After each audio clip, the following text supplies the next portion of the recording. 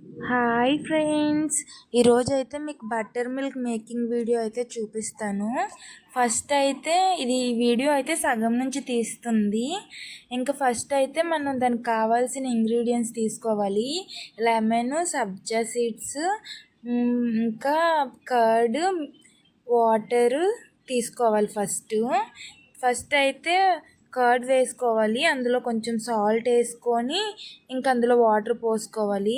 దాని తర్వాత లెమన్ కొద్దిగా స్క్వీజ్ చేసుకున్నాక ఇంకా మొత్తం కలిసేటట్టు అటు ఇటు చేసుకోవాలి.